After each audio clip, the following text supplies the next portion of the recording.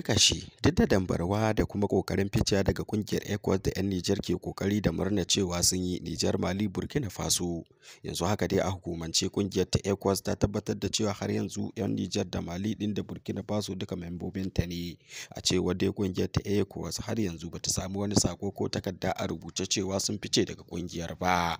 Yanzu haka dai hankula na ci gaba da karkata dangane da yunkurin ficewar jamhuriyar Nijar ɗin, Mali, Burkina Faso wanda ya faru a jiya. Bayan tattaunawa da ministan yaɗa labarai na Mali da Burkina Faso da kuma firaminista na jamhuriyar Nijar Muhammad Lamine Zain suka tsayar da matsayar cewa dole ne su fice daga cikin wannan kungiya ta ECOWAS domin ba ta amfana musu komai. Sai dai kuma 'yan Nijar din da dama sun fara samun bambancin ra'ayi dangane da batun ficewar, inda a gefe daya za a iya cewa kaso 80 cikin 100 ne ke murna da ficewa daga jamhuriyar Nijar din, wato ficewar ta daga cikin kungiyar ta ECOWAS. Sai dai kuma kaso 20 daga cikin mutanen na jamhuriyar Nijar na kallon cewa wannan ficewa daga jamhuriyar ta Nijar din ganganci ne, musamman ma daidai gabar da Nijar din ke buƙatar agajin gaggawa da kuma aka sa mata wancan takunkumai da bai kamata a ce ta fice daga kungiyar ta ECOWAS ba. Sai dai wasu na kallon cewa ficewar da ECOWAS din wato da kuma korar wato ƙasar Faransa akwai kuma babban kuskure na ƙoƙarin haɗa jamhuriyar ta Nijar din da ƙasar Rasha.